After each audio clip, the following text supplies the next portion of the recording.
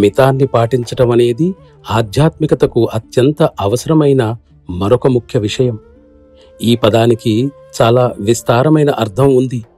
ఇది కేవలం మన బాహ్య జీవన విధానాలు ఇతరులకు అంగీకారయోగ్యంగా మార్చుకోవడానికే కాదు, ఇది యావత్ మానసిక భౌతిక కార్యకలాపాలన్నింటికీ సంబంధించిన విషయం.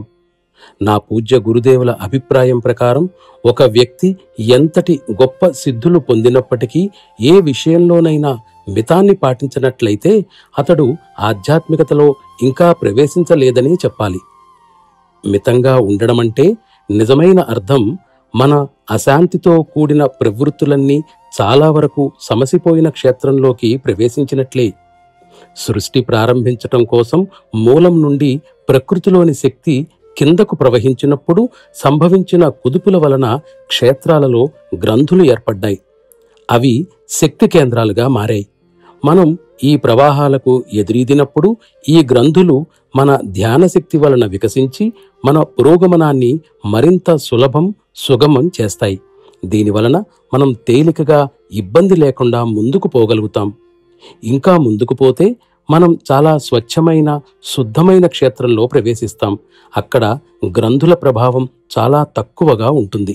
ఈ విధంగా మనం క్రమక్రమంగా వివిధ దశలను దాటుచూ ఇంచుమించు మాయ లేని ప్రదేశాన్ని చేరుకుంటాం. గొప్ప మహర్షులు కూడా చాలా మటుకు ఇక్కడి వరకే చేరుకోగలిగారు. కానీ వెళ్ళవలసింది ఇంకా చాలా ఉంది. ఆధ్యాత్మిక పరంగా చూసినట్లయితే మనం ఇంకా 5వ వృత్తంలో మాత్రమే ఉన్నాం. ఇంకా 11 వృత్తాలు దాటవలసి ఉంది. మొత్తం 16 వృత్తాలు దాటిన తరువాత కేంద్రీయ క్షేత్రంలో అడుగు పెడతాం.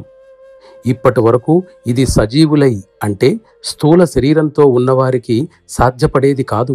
కానీ నా గురుదేవుల అద్భుతమైన ఆవిష్కరణ వలన ఇప్పుడు ఆ స్థితిని శరీరంతో ఉండగానే పొందటం సాధ్యమవుతోంది.